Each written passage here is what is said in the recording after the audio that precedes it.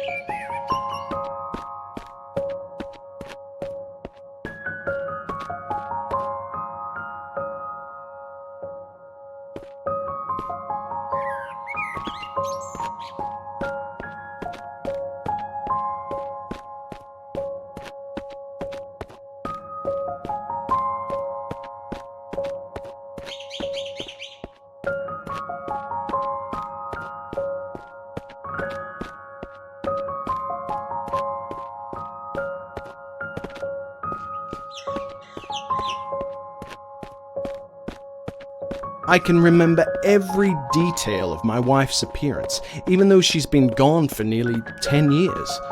I remember how her cheekbones would rise when she smiled. I remember her long, raven black hair flowing down her back like a shiny waterfall. I also remember how she looked without hair.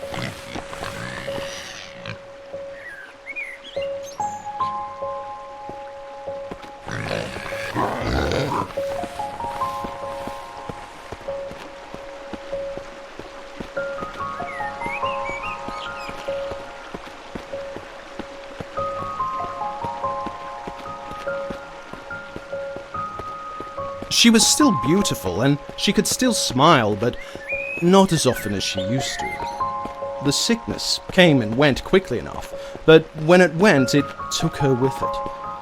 I was only 31 years old at the time.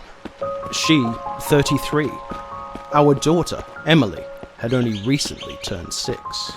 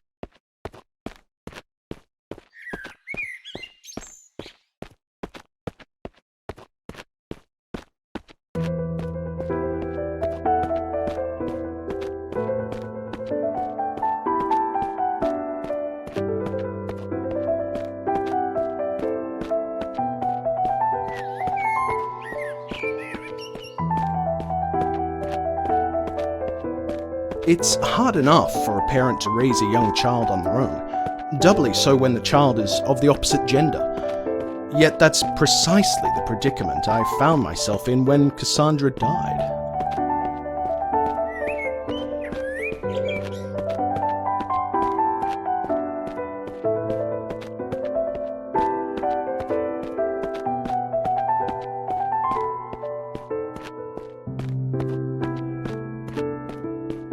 By all means, both sets of grandparents did their best to help out, but my pride dictated that I could only ask so much of them. I needed to prove to everyone, not least of all myself, that I could do this.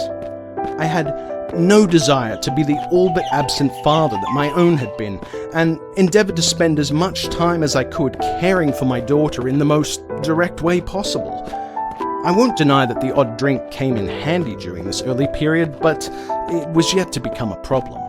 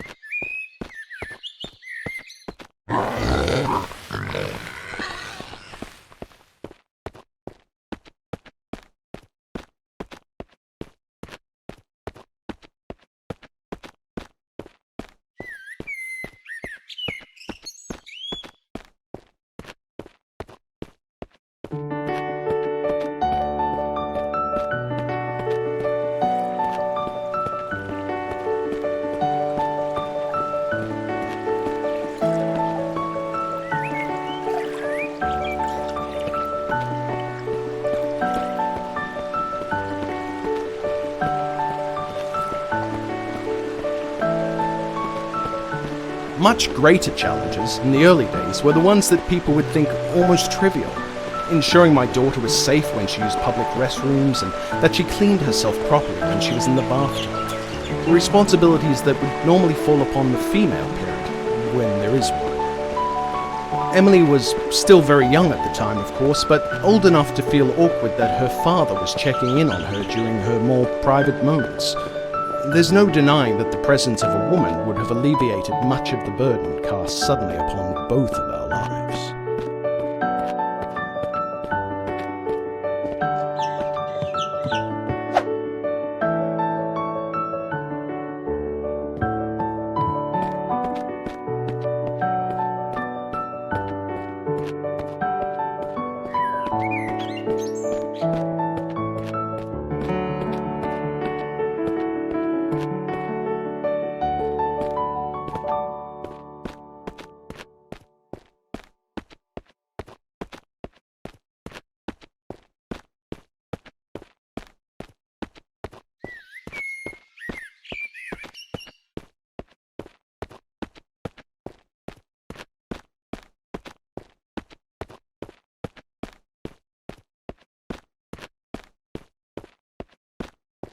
It's not like I didn't try to meet other women after Cassandra's passing. I even went on the odd date, but, well, between my teaching job and my responsibilities as a single parent, it was hard to not only find the time, but to find someone to babysit for the evening, without calling upon the goodwill of the grandparents yet again. Most of all, though, it was impossible to find someone to fill the yawning void that Cassandra had left in her wake.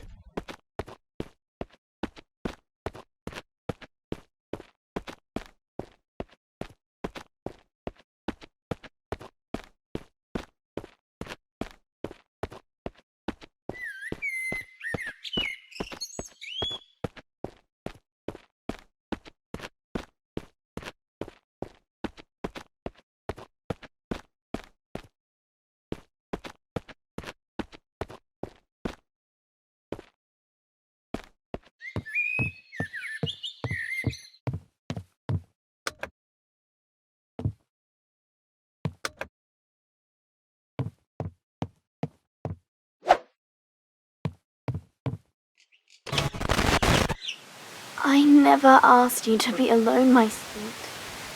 You'd have had my blessing if you had found someone else. All I would have asked was that she be a good mother to Emily.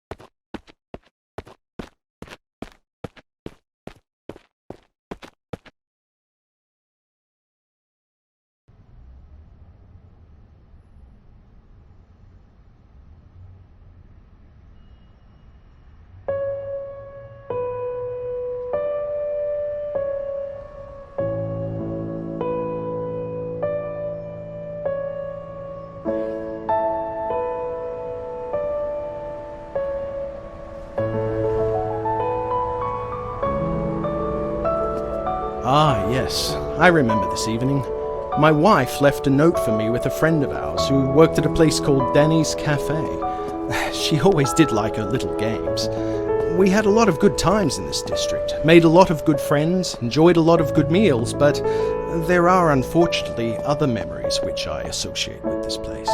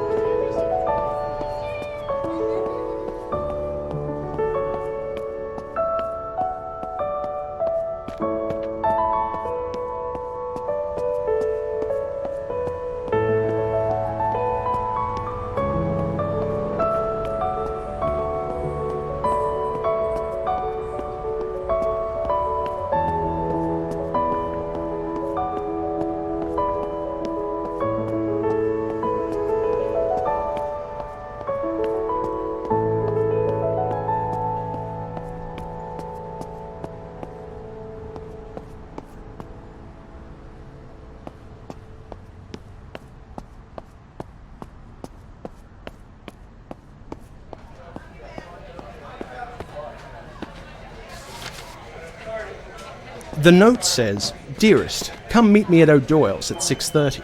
Oh, but one small favour along the way. Emily says she left Kiri in the playground. You know how upset she gets without her bunny rabbit." Oh dear. Still, I guess I'm not one to judge. I've been known to get a bit negligent from time to time myself.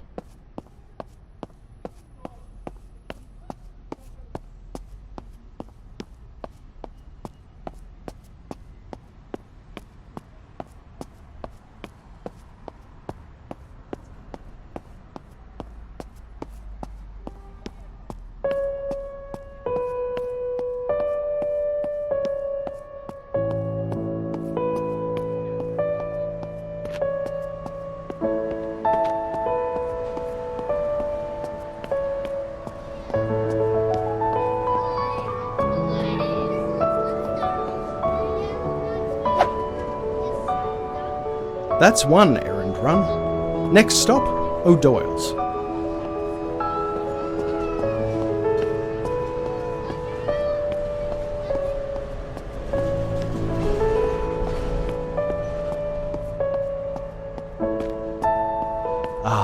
the aromas of this district, the delectable scent of recently roasted coffee beans, freshly cut cake, and all manner of chocolatey delights. Truly a gastronome's paradise.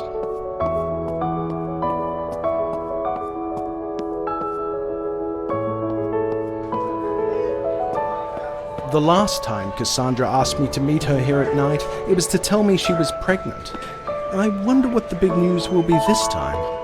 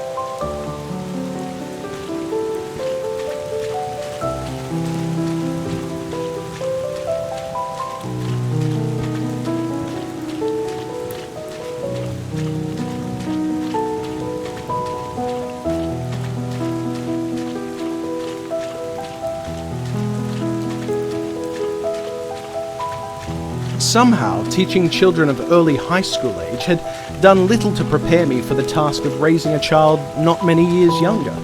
She still had an innocence at her age, while the scamps that I taught, I'm being a bit harsh of course, but, well, the students that I taught were in the process of growing up very quickly. A little too quickly, some of them. I sincerely hoped that my Emily wouldn't be quite so precocious by the time she was that age.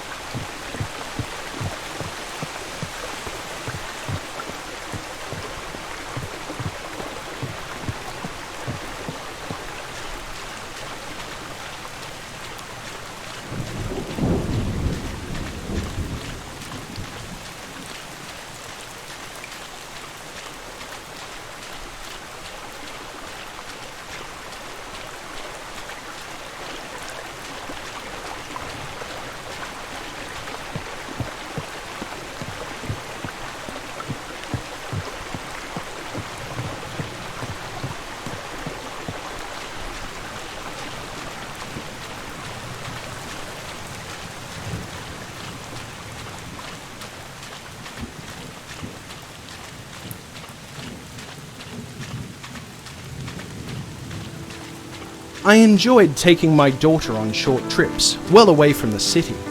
I didn't want her knowing nothing but schools and streets, which my own life almost seemed to consist of. I figured that she needed to breathe a bit of nature every once in a while, enjoy a bit of fresh air. It's one thing to civilize a child, but another to deny them their childhood altogether. We both seem to like the beach especially.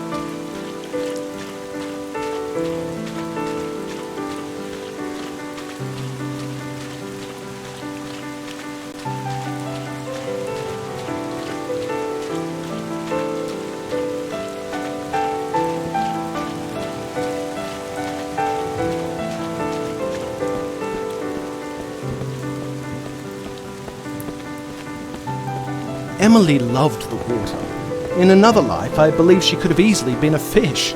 Sometimes I even called her my little mermaid. She loved the sand too and liked to build things with it. One day, I helped her make a fairy tale castle and cast her, only in her mind of course, as a kind of mermaid Rapunzel, trapped in a tower far beneath the water, her long hair flowing with the winds of the waves.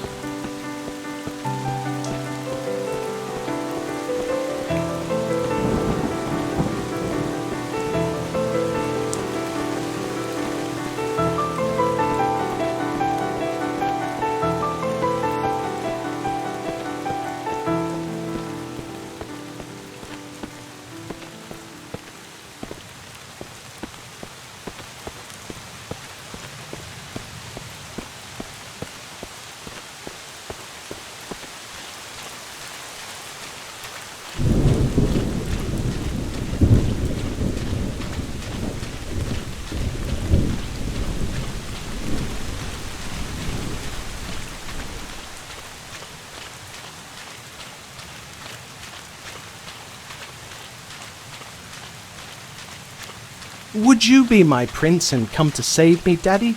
she asked. "No, sweetie, that will be another man. We just don't know who yet, but one day your prince will come." I further hoped to myself, and only to myself, that the man in question wouldn't merely break her heart. I wished nothing more for her than to find the happily ever after that eludes so many others.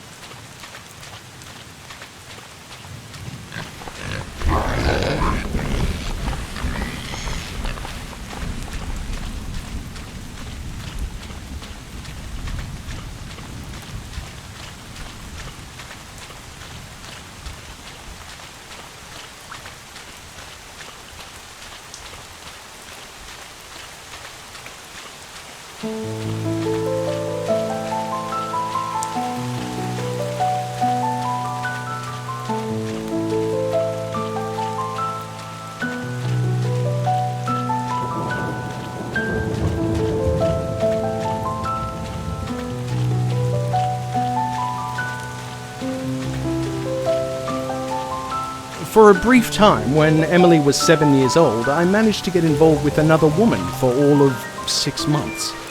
another teacher at the same high school. When that ended, we did our best to go back to just being friends and colleagues, but it wasn't long before the woman in question happened to find herself a job at another school. I never knew whether I was the primary cause for her leaving, but knew that it was probably for the best. She only met Emily once. I don't think Emily liked her very much. Yes, it was probably